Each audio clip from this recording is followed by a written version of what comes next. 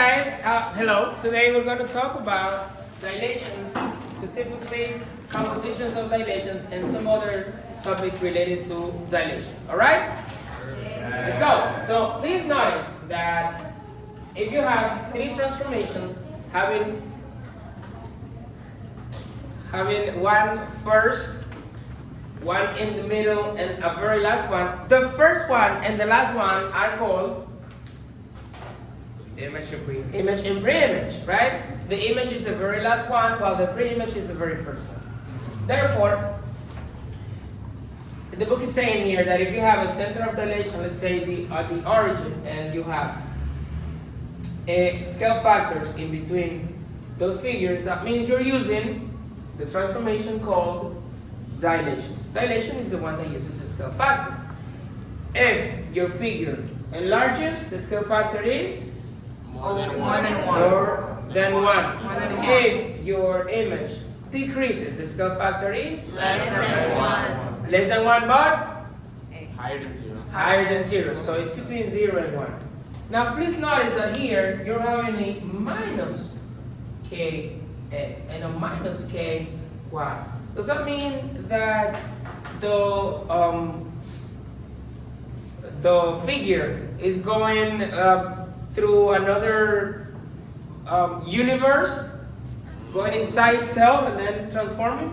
No, it doesn't mean that. It means that it's going to act like a composition of transformations, having a 180 degrees, as it says right here. Scale factors can be negative numbers. When this occurs, the figure rotates 180 degrees. Therefore, it's like having a rotation and then performing the corresponding dilation. Got it? So it first rotates 180 degrees. If you have a figure like this, and you're saying that it rotates, and this is A, and this is B, and this is C, it's going to be something like this, right? Having this as A, no, C,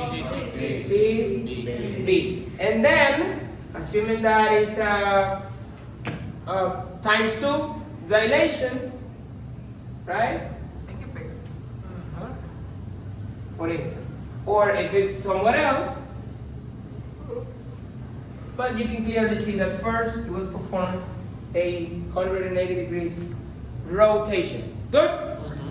Then it says,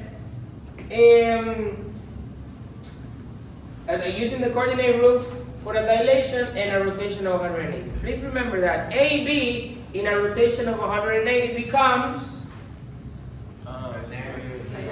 negative A and negative B. Yeah. Is that it? Let me check. Negative A, B. Is that it? Yeah? Negative A, negative B. Okay? Let's see. Let's check it to context. Look. Graph this with vertices minus 4, minus 2, minus 2 over 4, and minus 2, minus 2. And its image after a dilation. This is our scale factor. Sir? If we combine these directly into the points, we will automatically get both transformations. The rotation and the dilation. But if we were to do it one by one, we also still get the same answer. So to make it simpler, we go directly. So if I multiply this times the scale factor, what do I get? 2. 2. What do I get here? 1. What do I get here? 1. 2. Negative 2. 1. 1. Alright? Cool. Let's see. Like I said before, use the coordinate roots, and you apply it to each one. You see? Okay. All you gotta do now is graph it.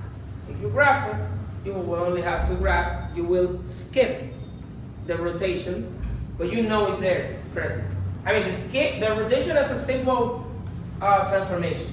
It's gonna be the already rotated and dilated figure as the new one. Got it? So it's way easier. Yes. Go ahead. The original figure looks like the one I was telling you, well, that one. And then, okay, then if I rotate the figure, it's going to be something like, for instance, I'm gonna rotate it here. And then I'm gonna have, this is gonna be G. Okay, then this is gonna be 2 spaces, right? So 2 spaces. And this is gonna be F, and this is gonna be H, all prime. Got it? Yes. And if later I shrink it, in this case, a reduction, it's there. Now, of course, you know, the rotation is not exactly there. It's on the other side. You know, there are some rules. But what I'm just trying to show you that the figure actually rotates without even rotating. Okay? Yes. Okay?